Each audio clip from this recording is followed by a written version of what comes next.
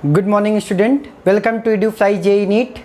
So we will discuss today 6 September paper morning shift JEE Mains. So let us see the first question. यहाँ पे A दिया है, this one is B.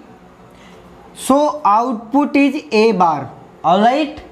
यहाँ पे B है, output is B bar. This is not gate, alright. Then this one is and gate A into B, या इसको ऐसे भी लिख सकते हो, इसको ऐसे लगाओ और एक नॉट गेट लगा दो ऐसे। तो यहाँ पे आपके पास A है, A bar into B bar, yes alright. अब यहाँ पे नॉट गेट में इस पे जा रहा है, तो यहाँ पे क्या हो जाएगा, A bar into B bar का होल बार। तो अकॉर्डिंग टू डिमॉर्गन्स थ्योरम में क्या कहते हैं, A इंटू बी का होल बार। यहाँ पे ऐसे करेंगे तो यहाँ पे क्या है आपके पास, A का बार करेंगे, A बार का बार, यस ऑलराइट। यहाँ पे क्या हो जाएगा, इंटू बी बार का बार। तो आपके पास आंसर क्या आ जाएगा, A bar into B, A bar का बार A हो गया। अगर ऐसे है, सपोज ये क्वांटिटी है A इंटू बी का bar, A bar plus B bar. De Morgan's theorem ये कहता है, यहाँ डिमॉर्गन्स लगाएंगे तो यहाँ पे क्या हो जाएगा, A बार का बार, यहाँ पे बीच में प्लस आएगा तो A प्लस बी आएगा। तो यहाँ पे दो सिग्नल दिए हैं basically. On the basis of signal we have to decide out of 4 option which option is correct. तो यहाँ से यहाँ तक तो 0 है और B यहाँ से यहाँ तक 1 है, तो आपको A प्लस बी चाहिए।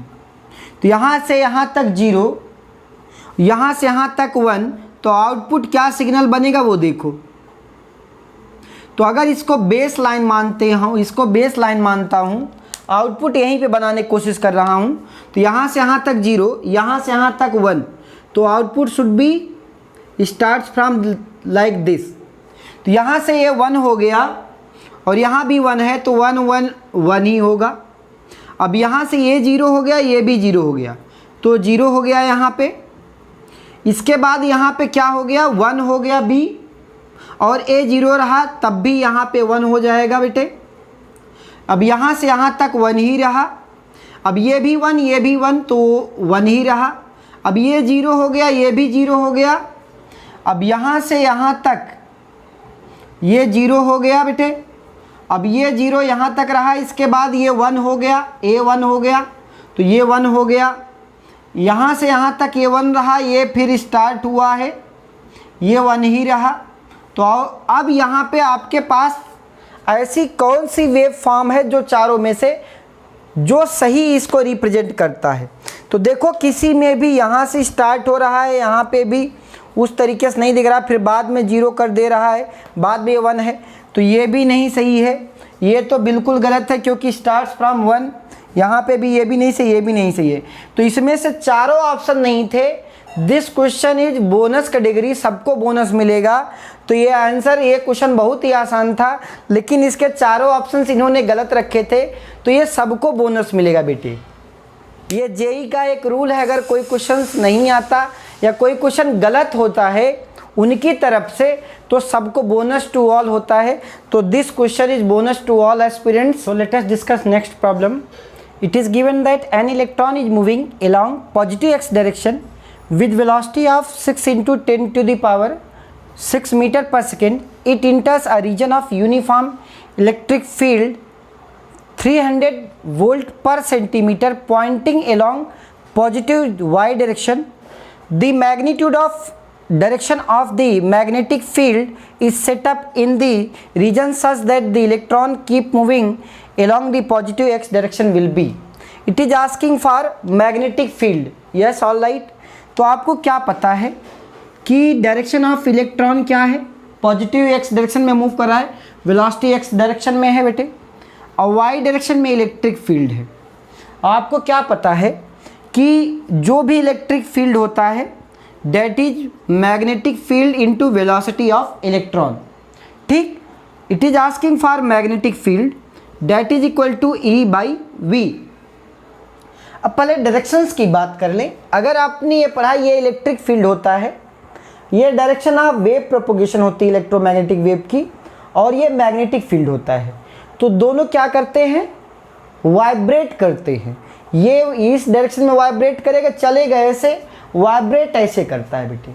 तो इस तरीके से मोशन होता है। डायरेक्शन ऑफ वेव प्रोपोगेशन ये है, पॉजिटिव एक्स एक्सिस। तो जो मैग्नेटिक फील्ड की डायरेक्शन होगी वो किधर होगी, जेड डायरेक्शन में, पॉजिटिव जेड डायरेक्शन में। So let us see, electric field is given 300 watt पर सेंटीमीटर है। तो वाट पर मीटर में लिखना है 10⁻⁻²।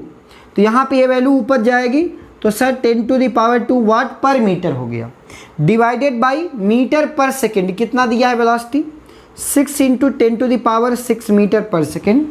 तो यहाँ पे ये 2 पावर कैंसिल हो गया, पावर 4 हो गया, या यहाँ पे ये पावर कैंसिल हो गया, पावर 2 हो गया 10⁻²। तो यहाँ पे 0.5 10⁻⁻², 0.5 10⁻⁻², या ऐसे भी लिख सकते हैं 5 × 10⁻⁻3। इसको ऐसे भी लिख सकते हो 5 × 10⁻⁻3। यहाँ पे भी दिया है, यहाँ पे भी ऑप्शन में दिया है, यहाँ पे माइनस जेड डायरेक्शन में दिया है, यहाँ पे पॉजिटिव जेड डायरेक्शन में दिया था। तो आपको क्या पता है magnetic field positive Z direction में होगी। तो which option is correct, option third is correct. बहुत आसान सा क्वेश्चन था, आपको ये चीज़ आती है तो आप सब कुछ बता सकते थे। Yes, all right. So let us discuss question number third. An insect is at the bottom of the hemisphere ditch a radius of 1 metre. Radius दिया है r = r of bowl is 1 metre. It crawls up to a ditch but starts slipping after it at the height of h। कीड़ा यहाँ से चलना चालू हुआ, इसके बाद h हाइट पे जब पहुँचा तो it start slipping from the bottom. If the coefficient of friction between the ground and the insect is 0.75, take the value of g। तो आपको क्या बतानी है, हाइट बतानी है कि ये h हाइट क्या होगी। तो आपको क्या पता है कि अगर ये आपके पास इंसेक्ट है तो this would be the normal, यहाँ पे इसका mg लगेगा, इसके 2 कंपोनेंट। अगर ये थीटा है तो यहाँ पे भी क्या होगा, ये थीटा हो जाएगा। This one would be mg cos theta and this one would be mg sin theta. तो आपके पास n की वैल्यू क्या आ गई sir, mg cos of theta. अगर फ्रिक्शन की बात करें, फ्रिक्शन आपके पास क्या होगा सर, म्यू इंटू एन। अब अगर ध्यान देखो, फ्रिक्शन इधर लगेगा, चूंकि स्लिप इधर कर रहा है तो फ्रिक्शन अपोजिट लगेगा। तो यहाँ पे वैल्यू क्या हो जाएगा sir, mg sine of theta, mu into N की वैल्यू क्या आई है sir, m into g cos of theta. देखो ये पूरी वैल्यू mg कैंसिल, तो ये लिख सकते हो टेन थीटा बराबर mu, tan theta equal to mu. अब आपके पास म्यू बराबर टेन थीटा, आपको पता है कि जो फ्रिक्शन होता है यहाँ पे ये जो वैल्यू दिया है म्यू बराबर टेन थीटा, इसकी वैल्यू 3/4 दिया है। और आपको हाइट चाहिए, तो हाइट कैसे निकालोगे। तो बेटे यहाँ पे आर है रेडियस, बाउल का रेडियस आर है, तो ये दूरी कितनी हो जाएगी बेटे सर, आर कॉस थीटा ये हो जाएगा। तो हाइट क्या हो जाएगी सर, जो आपके पास रेडियस है, this radius is the total summation of height plus कितना, आर कॉस ऑफ थीटा, या h equal to R minus R cos theta. R common ले लो, 1 माइनस कॉस थीटा। अब आपको कॉस थीटा निकालना है, टेन थीटा आपको पता है, टेन थीटा आपको पता है, तो कॉस थीटा निकालना है बेटे।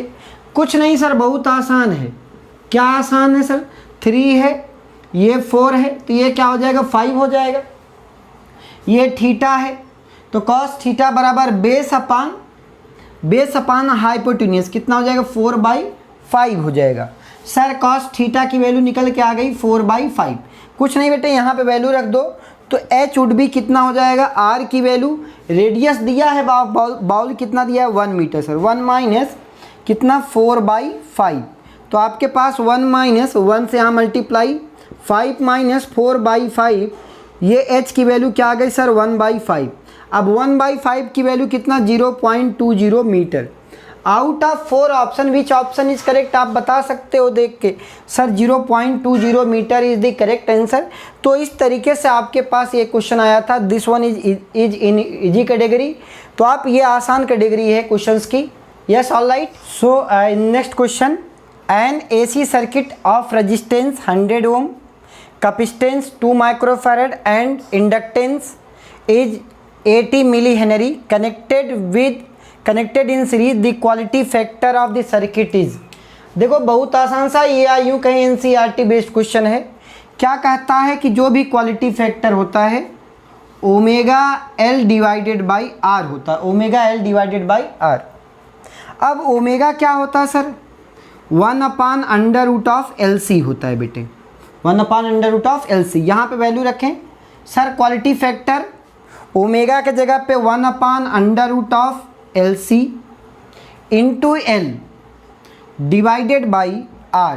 अब इसको थोड़ा सा सिंप्लीफाई कर लो, यहाँ पे क्या हो जाएगा, ये देखो ये √L है, तो यहाँ पे वैल्यू क्या हो जाएगी सर, √L ऊपर √L/C, यहाँ पे 1/R लिख सकते हो बेटे, ऐसे आ गया।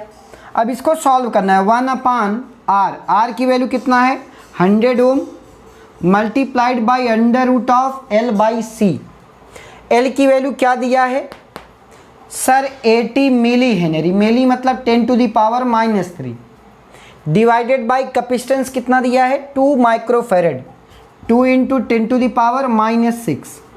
तो इसको सॉल्व करना था सिंपली, तो ये वैल्यू कितनी सर, ऊपर जाएगा 10⁻+3, यहाँ पे 40 40 सर 1/100 इंटू, यहाँ पे इसको क्या लिख सकते हो सर 400 इंटू 10⁻² लिख सकता हूँ।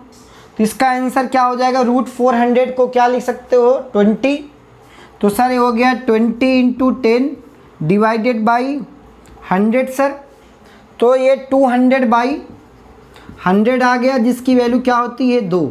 तो क्वालिटी फैक्टर क्या आ रहा है 2 आ रहा है। तो which option is correct, option B is correct. देखो कितना आसान सा क्वेश्चन आया था, आपको क्वालिटी फैक्टर पता होना चाहिए था और आपको ओमेगा की वैल्यू पता होनी चाहिए थी, बस और कुछ नहीं पता होना चाहिए था। बाकी आप ये क्वेश्चन इजी कैटेगरी में है।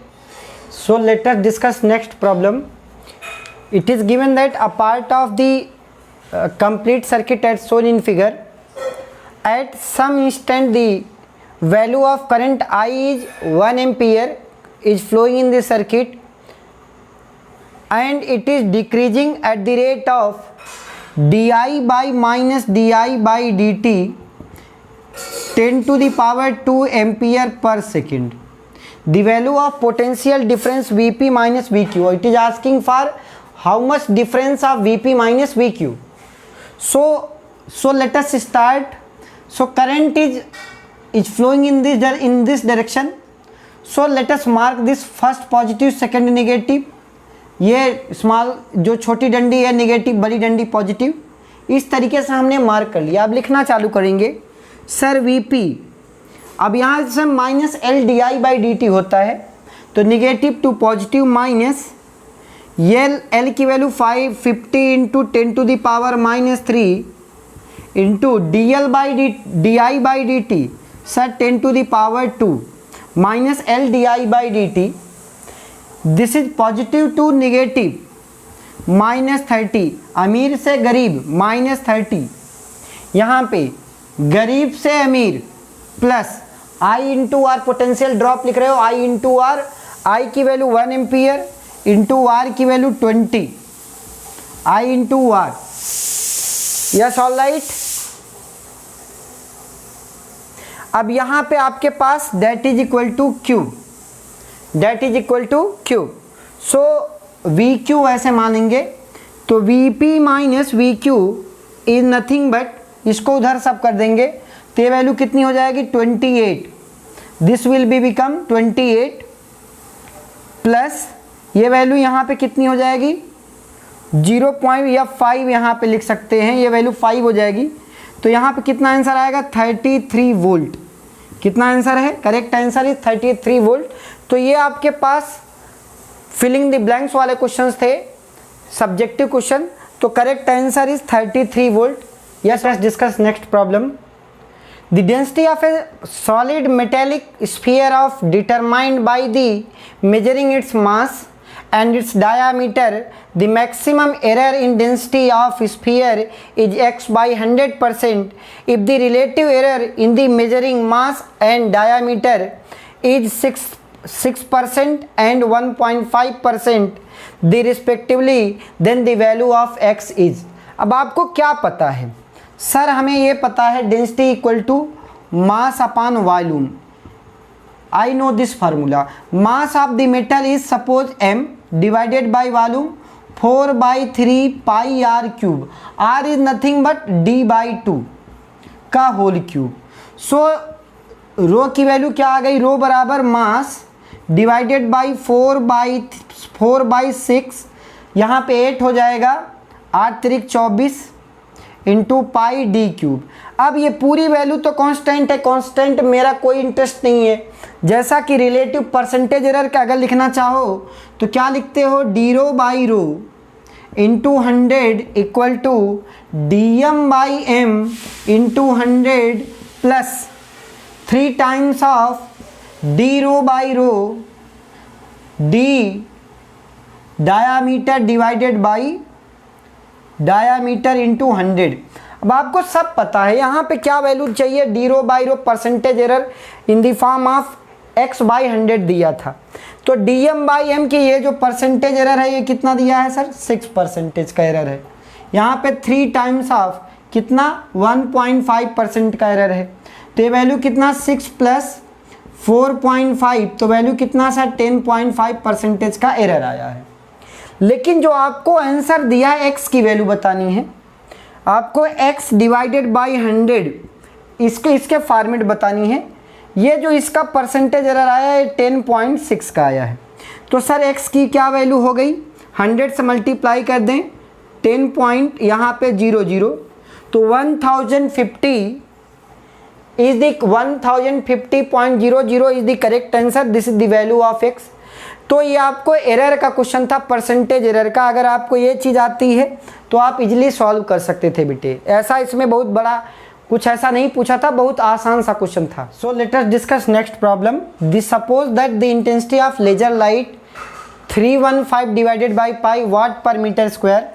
The RMS of electric field in the unit of volt per metre associated with this source is close to the nearest integer is.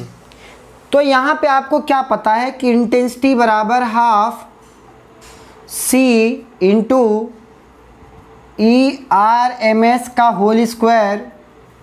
Yes, all right. आपको ये पता है इंटेंसिटी के बारे में. आप और क्या चीज़ पता है?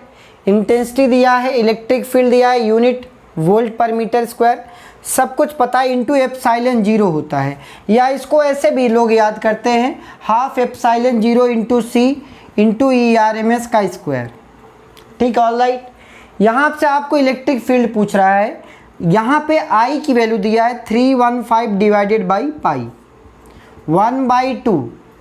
यहाँ पे ये वैल्यू कितनी है? C की 3 इंटू 10⁸ इंटू एप्सिलॉन 0 की वैल्यू आपको पता है 8.85 10⁻⁻12 इंटू ERMS. तो इसको अगर सॉल्व करोगे आप, ये पूरी चीज़ सॉल्व करोगे तो ERMS की जो वैल्यू आएगी 275 के आसपास आएगी. तो करेक्ट आंसर इज 275. आपको ये चीज़ पता होनी चाहिए थी. इंटेंसिटी ऑफ जो लेजर लाइट होगी that is equal to 1/2 velocity speed of light multiplied by epsilon 0 into E square. ये चीज़ याद होना चाहिए था. आप इजीली क्वेश्चन ये सॉल्व कर सकते थे.